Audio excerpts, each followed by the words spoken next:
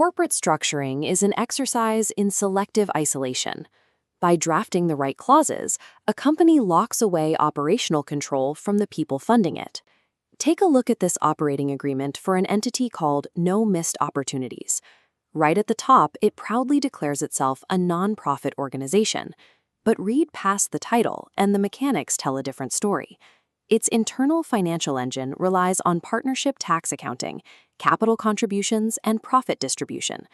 This agreement is a highly engineered machine. Its primary function is to strictly bifurcate capital ownership from operational control. We are going to deconstruct exactly how this entity funds itself, centralizes absolute authority, shields its operators from liability, and ultimately traps the capital inside. True corporate power resides in the legal authority to act without bearing the personal liability for the consequences. To understand the machine, we start with the base layer, the individuals providing the financial lifeblood. Under Articles 2.1 and 2.2, members supply the initial property or cash to capitalize the company, but their financial obligation stops there. The contract strictly protects them from any forced additional contributions.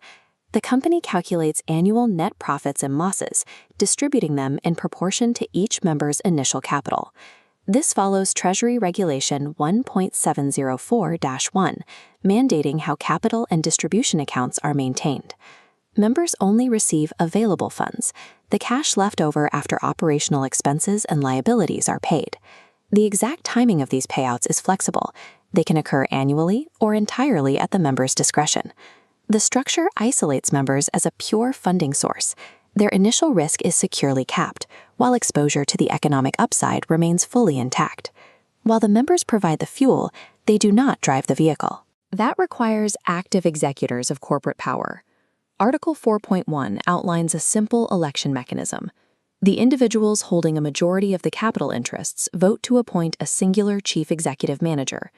This triggers a critical legal separation regarding agency. Article 4.2 explicitly strips the non-manager members of any power to bind the company in legal agreements. Instead, Article 4.3 grants absolute powers to the manager, giving them unilateral control over assets, new property, and borrowing money. The manager holds exclusive signing authority. They execute all contracts, finalize leases, cut all checks, and sign all promissory notes. The contract even specifies that while managers may seek advice from the members, they have zero legal obligation to actually follow it. This establishes an autocracy where the manager wields total control over the entity's trajectory, regardless of who provided the capital. Executing this kind of centralized authority comes with distinct operational realities and administrative burdens. Under Article 5, the manager is entitled to compensation proportionate to the value of their services, along with full reimbursement for expenses. In exchange for this financial compensation, the agreement imposes a strict mandatory record-keeping burden under Article 4.9. The manager must maintain precise documents, current member lists, formation documents, and 3 years of tax returns and financial statements. This connects to Article 4.6. Members possess the right to access, inspect, and copy these specific records upon request. However, the text includes a calculated source of friction. Any access and inspection is done entirely at the requesting member's personal expense. The agreement trades absolute operational control for theoretical transparency. Oversight is structurally possible, but deliberately costly for passive members to execute.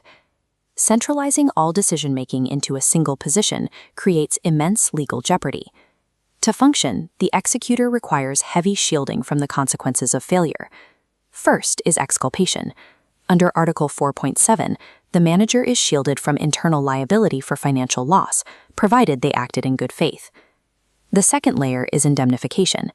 The company itself absorbs external lawsuits, covering all legal expenses and fines using its own available funds. Even in criminal proceedings, the manager remains indemnified, provided they had no reasonable cause to believe their conduct was actually unlawful. Exculpation and indemnification construct an impenetrable legal armor. They externalize operational risk away from the executor and place it squarely onto the entity itself. So what happens if a member decides they want to leave the entity and cash out their initial investment? Under Article 7.1's right of first refusal, members wanting to sell their interest must first offer it to existing members at an agreed price. If a member attempts to sell their stake to an outsider without the unanimous approval of the existing members, they trigger a severe penalty. An unapproved sale forcibly bifurcates the rights of the stake. The outside assignee receives purely economic rights, their share of the profits, but all governance and management rights instantly dissolve. Furthermore, Article 8.1 dictates that only the members can formally order a dissolution of the company. A simple loss of membership interests cannot trigger it. And even if a dissolution is ordered, the financial hierarchy strictly dictates that all outside debts must be paid off first, before a single dollar of cash or initial capital is returned to the members. These transfer restrictions engineer an exit trap. The mechanism protects the entity's governance from outside takeover while severely restricting the liquidity of the members' capital.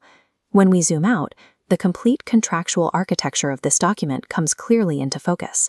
Members feed initial capital into the top of the machine, receiving tax-apportioned distributions out the bottom based strictly on Treasury Regulation 1.704-1. But the core engine of operational decision-making and legal binding is completely contained within the shielded manager layer. The entire periphery of the entity is locked down tightly by strict transfer restrictions, preventing external disruption to this finely balanced machine. What makes this a highly effective modern corporate structure is the absolute segregation of economic rights from governance rights. This specific architecture allows a closely held entity to operate with the agility and decisiveness of a single autocrat, while fiercely protecting the passive capital that funds it. A precise operating agreement functions as a customized legal fortress, dictating the exact distribution of risk, authority, and reward.